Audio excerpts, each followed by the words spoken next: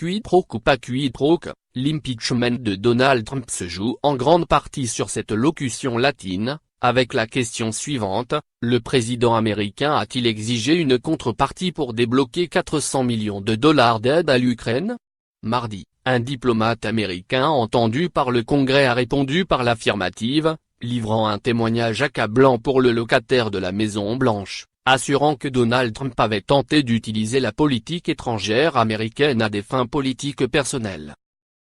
Les élus démocrates de la Chambre des représentants ont vu dans le récit de Bill Taylor, chargé d'affaires américain à Kiev, la preuve que les soupçons les ayant poussés à lancer une procédure en vue de la destitution du 45e président des États-Unis étaient fondés.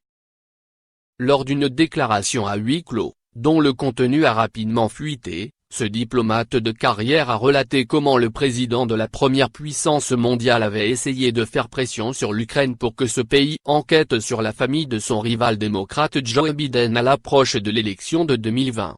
Et avait conditionné l'octroi d'une aide de Washington à Kiev à l'aboutissement de sa demande.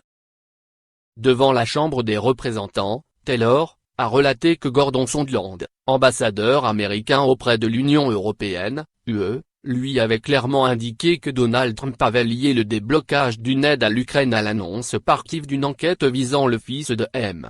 Biden, qui fut au conseil d'administration d'une entreprise ukrainienne. Gordon Sondland m'a dit que tout était lié à une telle annonce, y compris l'aide, a-t-il raconté dans une longue déclaration de 15 pages. L'ambassadeur Sondland a dit qu'il avait parlé au président ukrainien Volodymyr Zelensky. Et lui avait dit même si ce n'est pas une contrepartie si l'apostrophe n'éclaircissait pas les choses en public, nous serions dans une impasse, a-t-il raconté devant les élus. J'ai compris impasse comme voulant dire que l'Ukraine ne recevrait pas l'assistance militaire dont elle avait cruellement besoin, a-t-il ajouté. La diplomate a aussi souligné comment l'ambassadeur avait essayé de lui expliquer la logique d'homme d'affaires de Donald Trump. Lorsqu'un homme d'affaires est sur le point de signer un chèque à quelqu'un qui lui doit quelque chose, l'homme d'affaires demande à cette personne de payer avant qu'il ne signe le chèque. Nombre d'élus démocrates ayant assisté à l'audition ont insisté sur la force de cette déposition.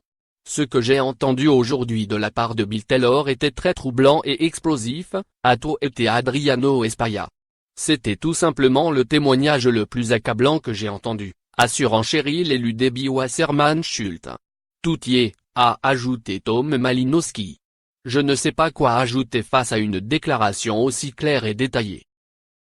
Dans un message daté de début septembre adressé à Gordon Sondland, Bill Taylor s'inquiétait ouvertement des pressions exercées par la Maison-Blanche sur la présidence ukrainienne.